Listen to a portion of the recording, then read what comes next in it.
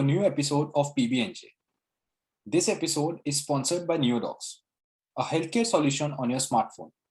To find out more about Neodocs innovation, have a look at their website in the description. The world has faced one of the most unprecedented challenges in the form of COVID-19. Humanity was challenged by a spiky blob, which took a huge toll on our pockets and lives. This episode of PBNJ will look into COVID's impact on our pockets. We will look into the impact of COVID on overall Indian macroeconomy and sectors like agriculture, auto manufacturing, and tourism. So let's begin. To even start commenting on economy, it becomes extremely important to measure the economy. And gross domestic product, or the GDP, is just the tool for that. In simple terms, GDP is the total value of all the goods and services produced in a country within a year. So we have the definition of GDP, but how do we calculate GDP? To simplify the task of calculating, we look at four components that make up the GDP. They are consumption, that is the total value of goods and services consumed by individuals and corporations. Then we have investment, which is the total amount of money people or corporations or even other nations invest in a country. The third component is government expenditure, which is the amount of money the government of a country invests in itself. And lastly, we have the net exports, which is basically the total value earned through exports minus the total value spent in imports. Summing all these four components will give us a nation's GDP. And once we have the GDP, it can be used as a yardstick to measure a nation's economy. Compare it with historical data to calculate whether an economy is growing or shrinking. A high GDP also signifies that a nation is prosperous and moving forward. This is one of the reasons countries set GDP goals for themselves. The image on the right visually conveys the GDP of several nations. It is clear that US is a beast, followed by China. India has a reputable GDP of $2.7 trillion, which PM Modi aspires to raise to $5 trillion. It is important to understand which of these four components of the GDP did the COVID impact to lead to better and effective policy making, which is of utmost importance to revive our economy. So let's get started and see how COVID impacted these four components of our GDP. Let's talk about consumption. In fiscal year 2021, the private final consumption expenditure, which is nothing but the total amount of money Indians spent annually, showed a 9.1% decline from the fiscal year 2020 levels. Talking in absolute terms, the number fell from 83.2 lakh crores to 75.6 lakh crores. A drop in PFCE, which constitutes more than 50% of the Indian GDP, is a serious blow to our GDP. But why did PFCE decline? Let's look into it a bit further. First, there was a problem of unemployment. During May 2020, when the COVID cases were rising exponentially, lockdowns severely affected our economy. As a result, unemployment was as high as 23%. When the lockdowns were systematically loosened, the unemployment rates gradually declined. However, during the second wave again, in May 2021, we saw unemployment levels rise again to around 12 to 13%. In a survey by RBI, Indians indicated that they wanted to hold discretionary spending. According to McKinsey, 58% Indians indicated a loss of income, and 75% expressed that they would be cautious about spending in the future. Seeing these numbers, it is obvious that people definitely want to save their income rather than buy goods, which impacts the PFCE greatly. On the middle graph, we can see that the demand for consumer durables, which are products such as cars, microwaves, ACs, and other durable items, dipped significantly during the first lockdown. We can also see that there was a dip during the second lockdown as well, but that was not as significant as the one during the first lockdown. This might be because people believe that the second wave would be less harsh as compared to the first one. not only consumption declined for consumer durables, but also for necessities such as electricity and fuel. On the graph on the right, you can observe a 9% drop in fuel consumption, majorly due to the lockdowns. After consumption, let's move toward the second component of GDP, investment. Because of the nascent corporate bond market in India, investment largely depends on credit uptaking from banks. Now, banks would need money to give loans to corporations. And this money is not banks' own money, but the money we deposit in banks in our savings accounts. Over the past decade, India has seen a declining gross domestic savings rate, which means less people save money in the banks. Less money saved in the banks would mean less money available to be given out as loans, which would mean fewer economic development activities in a nation. As we saw in the previous slide, people are inclined towards saving more during the pandemic. However, it should be noted that investments are very sticky in nature. It means that it takes time to change the perception of investors. If a corporation or a nation decides that it might not be feasible to invest in India, it might take a lot of conviction to change that investor's view. After investment, let's move to government expenditure. It can be observed that government expenditure in fact saw an increase from 28 lakh crores in fiscal year 2020 to 35 lakh crores in fiscal year 2021, which is a 23% increase. It can be very difficult to comprehend that how was government expenditure increasing even when government revenues during the lockdown were decreasing.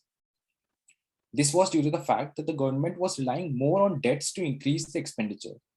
As a result, the fiscal debt increased from 4.5% of the GDP in fiscal year 2020 to 9.5% of the GDP in fiscal year 2021.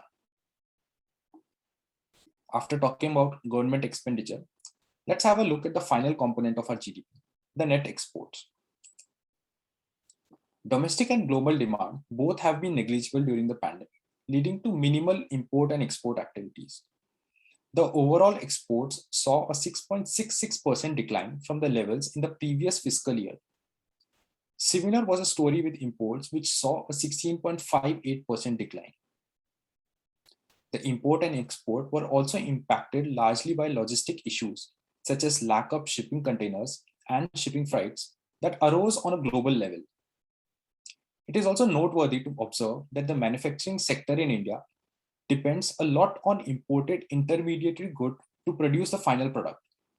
Decrease in imports affected the manufacturing industry, which was not able to produce goods that could be available for exports, impacting the net exports of component of the GDP even further.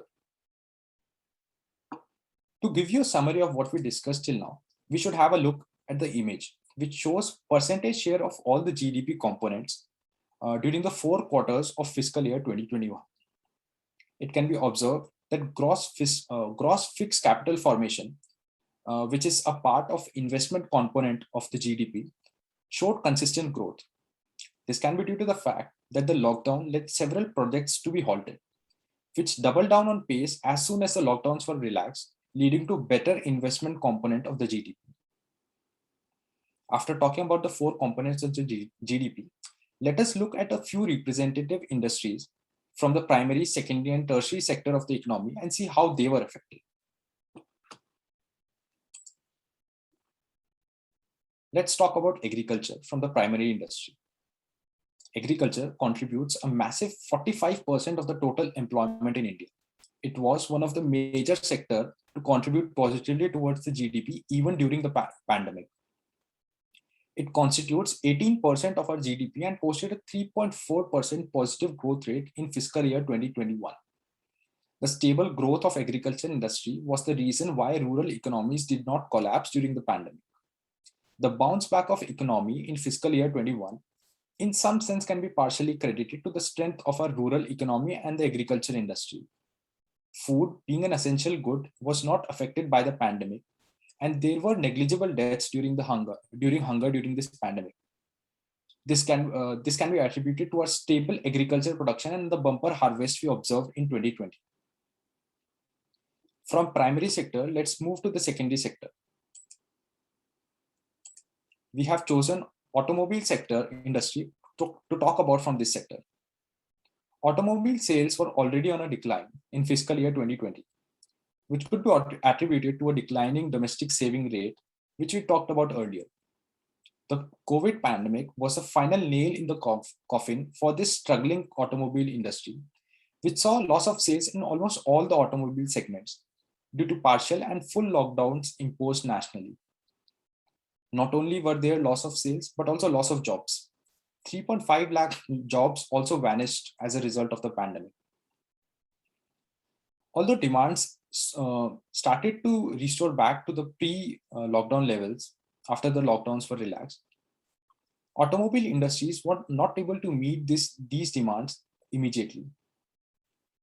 This is because automobiles take time to be manufactured. Restarting production does not mean that these demands would be fulfilled immediately.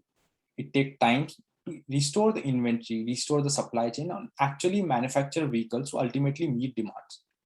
Also, there was a global semiconductor crisis and an overlapping 5G rollout, which only made things worse for this industry. Smartphone, PC, and consumer electric manufacturers were able to secure longer and stable contracts with semiconductor chip manufacturers and were able to achieve higher sales growth than what was predicted, as shown in the image on the right. Automobile manufacturers, however, saw a 16% decline in sales growth from predicted values. Lastly, let's talk about tourism, which falls in the tertiary industry. Tourism contributes nearly 13% direct and indirect employment in India. India saw 10 million foreign tourists in 2019 and had already improved its share in global tourism by reaching a global rank of 23 from an earlier rank of 41 in 2008. Due to the COVID pandemic, there was a 75% decline in foreign tourist arrival in 2020. The foreign exchange earnings dropped by 80% from INR 22 lakh crores to INR 49,000 crores in fiscal year 21. There were also from 2 to 5 crore job losses in this sector. In conclusion, India is aiming to become a $5 trillion economy. India wants a seat at the global high table, and to achieve these objectives, the economic leg of our comprehensive national power needs to be strengthened. A few good ways to strengthen this can be investing into labor-intensive sectors, which would increase the employment, and these sectors could be footwear, leather, sports goods, toys, etc. Another way could be weaning away high-tech manufacturing from China, as India did for the case of Samsung's display unit manufacturing. Production-linked incentive schemes is providing a fillip to electronic and renewable sector manufacturing, which can also be utilized as a policy to encourage growth in this sector.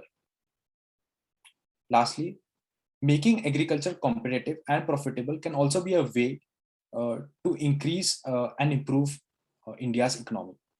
Removing dependence on farmers from the largest of government can be a way to achieve this, and implementing the 3 farm laws can be a contribution in this way. Given aspirations of a young India, we definitely have the will to make ourselves the top dog. The major point to think here is how soon can we achieve this position. PB&J will leave you this week to ponder upon India's economic progress. See you again next week with another exciting topic. Thank you.